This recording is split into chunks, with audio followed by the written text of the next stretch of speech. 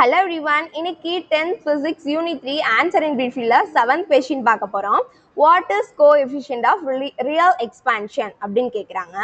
என்னன்னு பார்த்தோம்னா நம்மள்ட்ட ஒரு லிக்விட் இருக்கிறதா கன்சிடர் பண்ணிக்கோங்க. இந்த லிக்விடை நம்ம என்ன பண்ண போறோம்னா ஹீட் பண்ண போறோம், சூடு பண்ண போறோம்.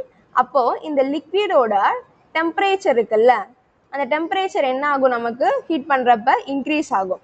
அந்த டெம்பரேச்சர் இன்க்ரீஸ் ஆகும்போது அந்த லிக்விடோட வால்யூமே நமக்கு இன்க்ரீஸ் ஆகும்னு சொல்றாங்க. ஏன்னா இப்போ நம்ம ஒரு லிக்விட, ஒரு தண்ணியோ ஏதோ ஒன்று லிக்விட் ஐட்டம் வந்து இருந்துச்சுன்னா அதை நம்ம ஹீட் பண்ணும்போது அந்த அந்த லிக்விட் வந்து ஆக்குபை பண்ற ஸ்பேஸ்மே நமக்கு இன்க்ரீஸ் ஆகும். அதாவது என்னது, வால்யூமே நமக்கு இன்க்ரீஸ் ஆகும்னு சொல்றாங்க.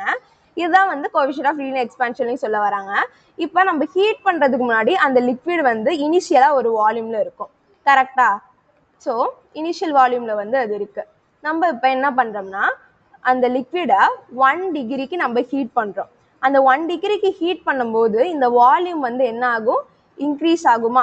இப்போ என்ன பண்ணுறோம்னா அந்த லிக்விடை நம்ம ஹீட் பண்ணுறதுக்கு முன்னாடி இருந்த இனிஷியல் வால்யூமையும் தென் அந்த லிக்விடை நம்ம ஹீட் பண்ணதுக்கப்புறம் வால்யூம் இன்க்ரீஸ் ஆகிருக்கும்ல, அது ரெண்டுத்தையும் நம்ம கம்பேர் பண்ணி சொல்கிற ரேஷியோ இருக்குல்ல, அதுதான் வந்து என்ன சொல்கிறாங்கன்னா கோஎஃபிஷியன்ட் ஆஃப் ரியல் எக்ஸ்பான்ஷன் அப்படின்னு சொல்கிறாங்க. இதோட எஸ்ஐ யூனிட் என்னன்னு பார்த்தோம்னா கே இன்வர்ஸ். கேன்றது வந்து என்னன்னு சொல்லுவாங்க, கெல்வின் தான் வந்து கேன் மென்ஷன் பண்ணுவாங்க. இங்கே நம்ம டெம்பரேச்சர் சொல்லியிருக்கோம்ல, ஸோ டெம்பரேச்சரோட எஸ்ஐ யூனிட் தான் வந்து கெல்வின்.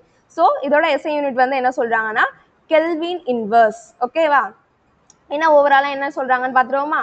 என்ன சொல்றாங்க, ஒரு லிக்விட் வந்து இருக்கு, அந்த லிக்விடை நம்ம ஹீட் பண்றோம். ஹீட் பண்றதுனால அதோட டெம்பரேச்சர் நமக்கு இன்க்ரீஸ் ஆகுது, அதே மாதிரி அதோட வால்யூமே என்ன ஆகுது, நமக்கு இன்க்ரீஸ் ஆகுது. இப்போ நம்ம ஹீட் பண்றதுக்கு முன்னாடி இருக்கிற வால்யூம் தான் இனிஷியல் வால்யூம்னு சொல்றோம். நம்ம என்ன பண்றோம், 1 டிகிரிக்கு அந்த லிக்விடை நம்ம ஹீட் பண்றோம், அதுக்கப்புறம் அதோட வால்யூமே நமக்கு என்ன ஆகுது, இன்க்ரீஸ் ஆகுது.